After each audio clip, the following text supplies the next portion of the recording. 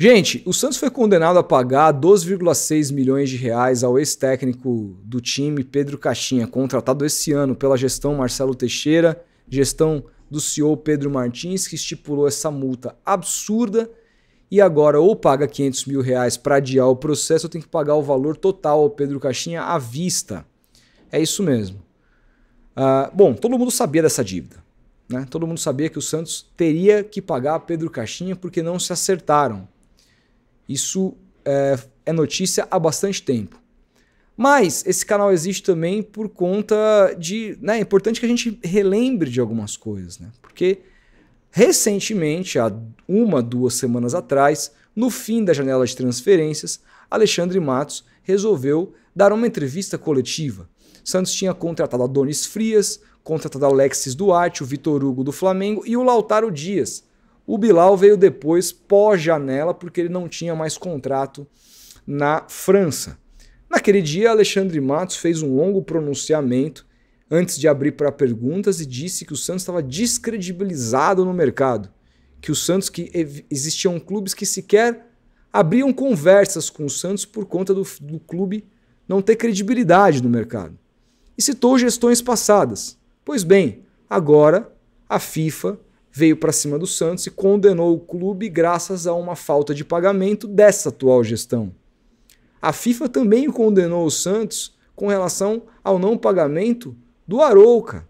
Pagamento esse que estava estipulado para essa gestão, que não o fez com relação ao atleta João Basso, que sim, não foi contratado nessa gestão, mas tinha parcelas dessa gestão, como está colocando parcelas futuras para outras gestões, seja ela SAF ou o próximo presidente, porque essas contratações que o Santos fez agora, como de Adonis Frias e Alexis Duarte, também são parceladas. Importante a gente frisar isso, né? O próprio Furt, por exemplo, que a diretoria negociou com ele, as parcelas com ele vão além do fim dessa atual gestão. Então, assim como a gestão anterior deixou dívidas para essa, é porque são dívidas do clube, essa gestão também as deixará para um futuro presidente que terá que pagar, seja ele dono de SAF ou seja ele um presidenciável, como a gente está acostumado. Certo? Só que o Marcelo Teixeira não pagou. Ele contrai a dívida do Caixinha e não paga. E hoje o noticiário é esse. Santos é condenado na FIFA. Olha o noticiário que ainda a gente como torcedor é obrigado a aturar por falta de gestão. Você não vê notícia assim envolvendo o Flamengo, você não vê notícias assim envolvendo o Palmeiras, mas você continua vendo notícias assim envolvendo o Santos e notícias oriundas dessa gestão. Alexandre Matos, que culpou as gestões passadas e não essa, disse que o Marcelo Teixeira, se não fosse ele, o Santos já teria acabado, se não fosse o trabalho dele e do filho dele, o Santos estaria numa situação muito pior.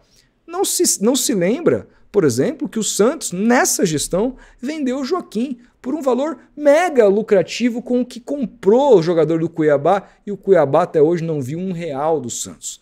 Não comenta, por exemplo, que o Santos vendeu o Jean Lucas para o Bahia, para a SAF do Bahia. Aliás, fez mais um golaço ontem contra o Cruzeiro. Hoje joga na seleção brasileira, né? Foi convocado pelo Ancelotti.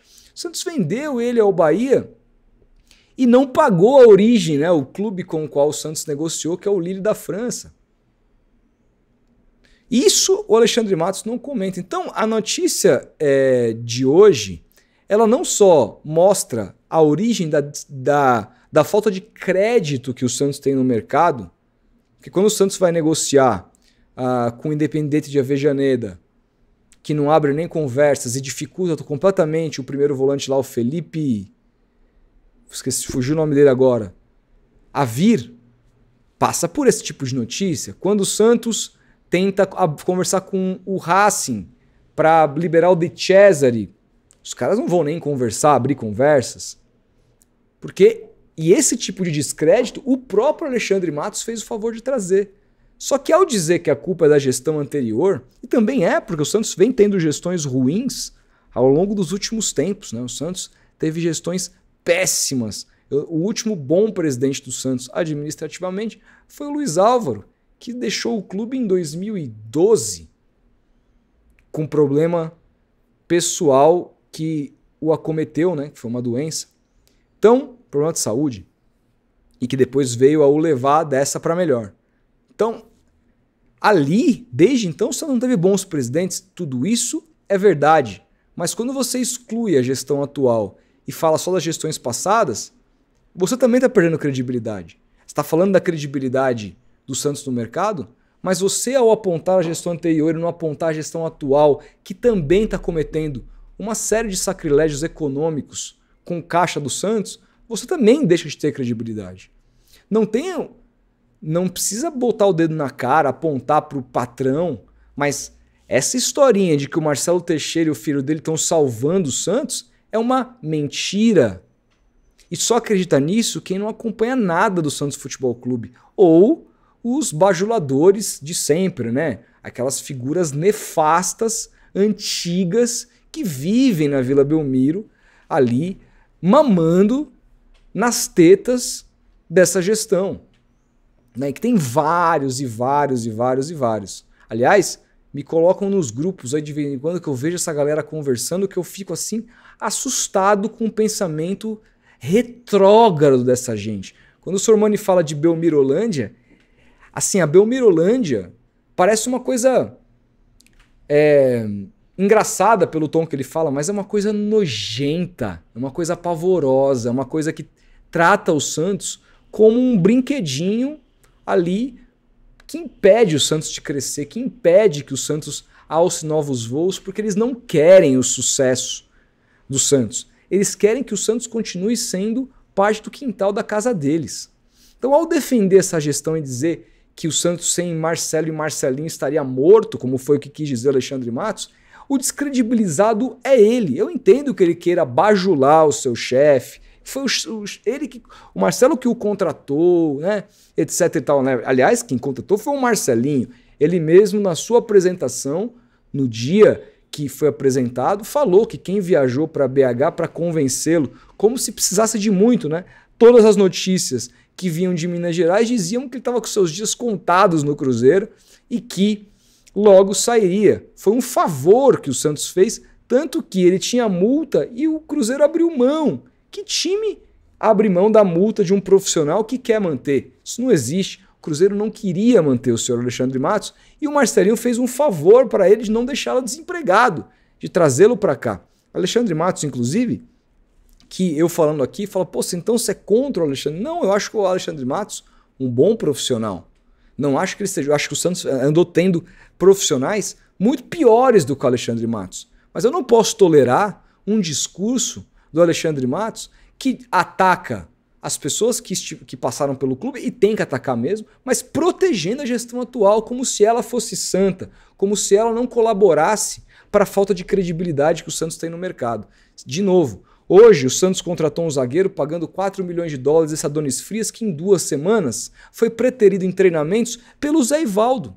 Se o cara em 2 semanas que treinou, eu sei, tem adaptação, vamos esperar. Se ele em 2 semanas, mas assim, de novo, me assusta ele ter sido preterido. Não é porque ele foi preterido pelo